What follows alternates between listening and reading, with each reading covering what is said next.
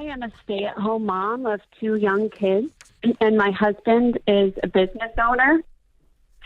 I've been living with my head in the sand for the last couple of years as he's managed the money, and I've just recently discovered how poorly he's been doing that.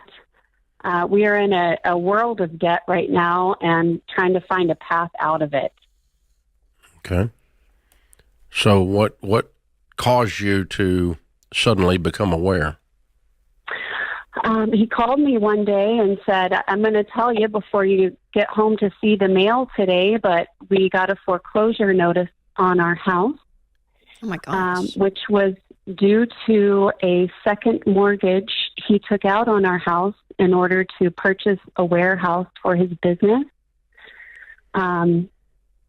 I naively thought, okay, I'm going to fix this. I'm going to cash out one of my 401ks, pay that off, get the house out of foreclosure, and then we're going to move forward and do everything. Whoa. Okay. This right here, just listening, 1 minute and 15 seconds in already. It's tough to hear because a lot of the times when it comes to debt, this is why debt can be so tricky. I do understand how the rich and how the wealthy use debt to leverage it and play the game that's actually made for them. It's not usually made for regular 9-to-5 workers because they're more incentivized. And by they, I mean business owners. They're more incentivized. The millionaires are more incentivized to use debt.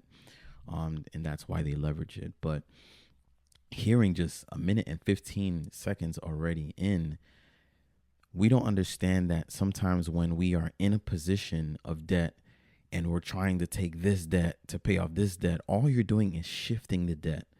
All you're doing is saying, hey, I'm going to take it from here and I'm going to put it here. Now, are there situations in which that can help you?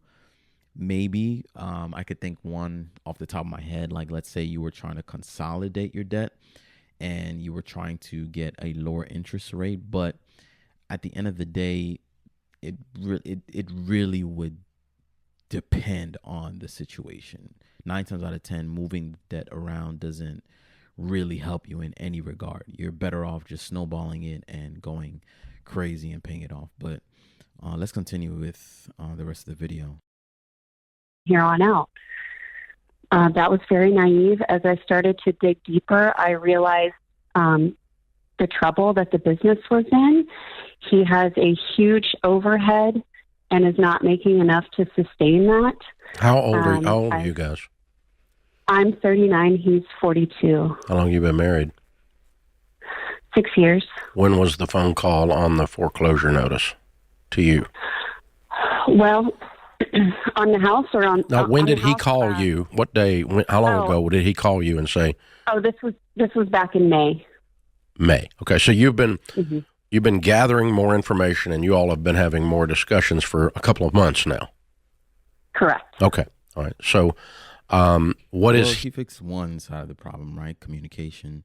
I think that's highly important, especially with your spouse.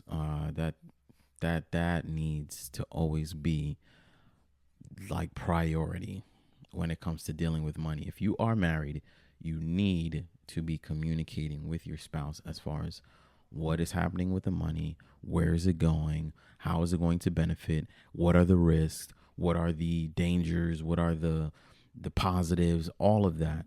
Discuss everything so that at least she or he has a complete picture as to where you are heading, right? Versus if you don't tell them anything and you're probably going to have a situation like this woman who is probably panicking. You can hear it in her voice, probably panicking as far as not knowing what to do, which way to go. How do I get out of this with my husband or with my wife? If you're a husband, it could just get real messy without communication. So that's definitely key. Now saying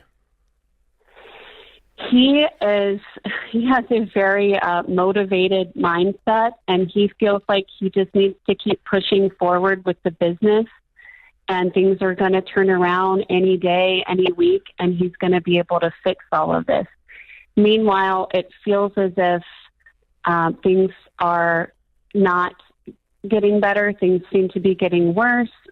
Twice this month, he's not been able to make payroll for the employees. I've found out about some IRS debt, some property tax that's delinquent. So why are you, once you discovered one thing, why do you not have a conversation when the two of you sit down and he tells you everything? Why are you having to continue to pull the thread on the sweater?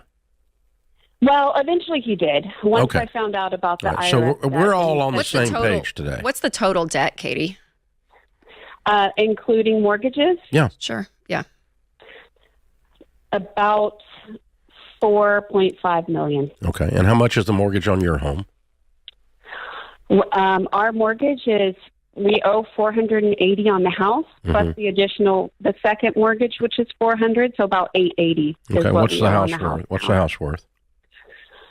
Probably 1.1. Okay. What's the mortgage on the warehouse? Is there one?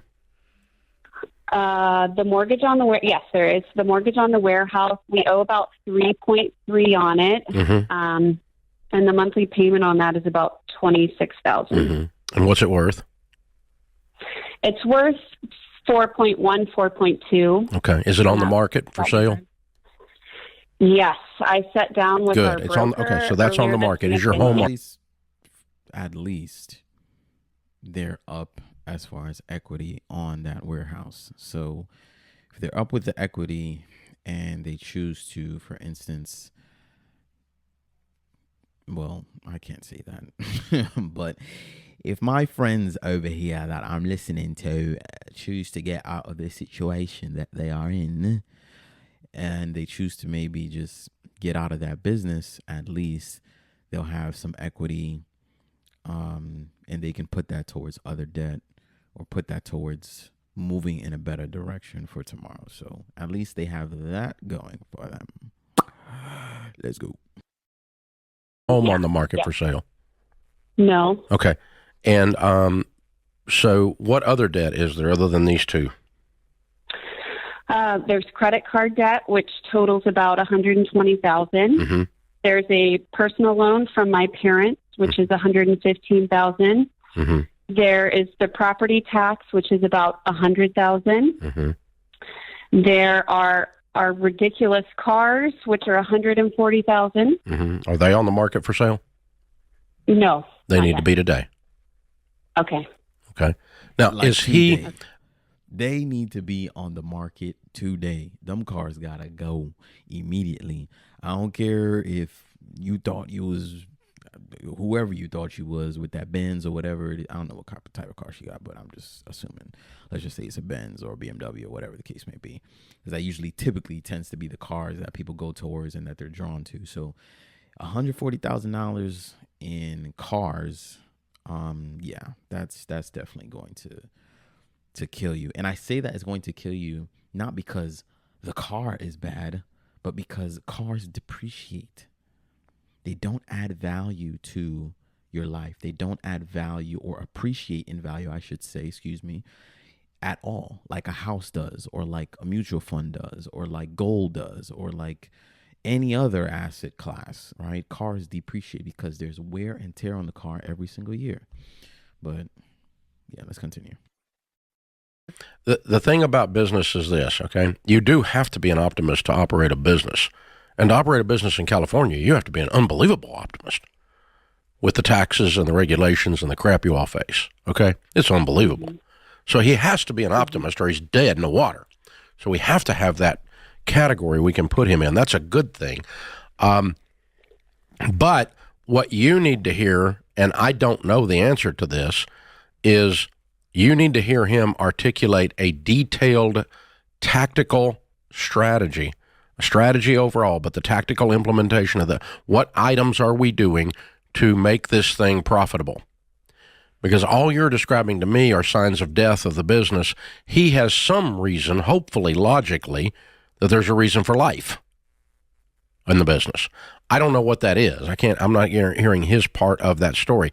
It is right, exactly. So we don't know his part of the story, right? We don't know what he sees, because earlier in the video, we heard her say that he does say to her basically that he believes that it's going to turn around within the next few so and so, and it's going to change their position that they're currently in right now. So we don't know, right? But at least draw that plan out for your wife, or draw that situation out so that she can understand, okay, why you're saying that. Because right now it's just word of mouth, right? And your wife wants to trust you, but if what you're saying is not matching up to what's being presented, then it kind of hinders the relationship, and it makes her feel like she can't trust you. Not that she doesn't want to, but the evidence is not there to support that she can trust you, at least within this area, which is big because finances are very big inside of a marriage. Okay. We all know that. We know that that's one of the leading causes of divorces in America and probably all over the world. So that's very important. Possible that he's got four things that if three of the four things levers flip, that he can turn the business around. Okay. But the poor management and continuing to go further into debt is a pattern of, I think I can out earn my stupidity. And that's what you need to see him stop doing, because it's driving you nuts. Mm-hmm. So the two of you need to sit down, and, you know, it's okay for you to, quote, require of him, for your peace of mind as his wife, that he show you what the clear path is and exactly what the steps are to get out. Not just, if I grit my teeth, it's going to get better. Because if I grit my teeth and keep doing the same thing, it ain't going to get better. It's going to keep doing the same thing. Yeah, and I think a timeline's appropriate too, Katie, because you guys could sit here in this in this cycle forever and ever, and you need an end date, or I would. Exactly. I would be like 4.5 can easily turn into 6.6, 8.5, 10.11, whatever the case may be down the line. So yeah, you definitely, especially because we hear it, they're operating underwater. Underwater means that they're not making money. They're not even able to necessarily pay for the operations of the business, so they're not profitable at all. So I mean, I'm curious as to what you guys think. Let me know what you guys think in the comment section. I'm gonna stop it right here. It is a 17-minute long video, so if you do want to watch the rest of the video, I will link it in the description. But yes, I'm very curious to hear your guys' comments. What would you do if you were 4.5 million in debt? I mean, would you cry? Because I might cry. I'm just trying to tell you, I might cry. You know, now me, I do know how to handle money a little bit differently, but that's because I study finance, I study tax, I study these things a lot. So it might be easier for me to deal with it, but it still is a lot to deal with, right? Like that's not that's not a small task. That's not a small monster. So let me know what you guys think. I appreciate you guys for tuning in. Make sure you hit that subscribe button. I appreciate you guys for rocking with me today. And until next time, I love you all. Make sure you tap into the links in the description. I have some great books that you guys can start leaning into, and you can start getting more and more information from GOATs that have written just bangers, and they have changed my wife and I's life significantly. Y'all heard my testimony about how we got out of $80,000 in debt, and part of it was being able to read and research these different type of books, these different type of information that is just transformative. So I hope it transforms your life, and I hope it blesses you. See you next time. Peace.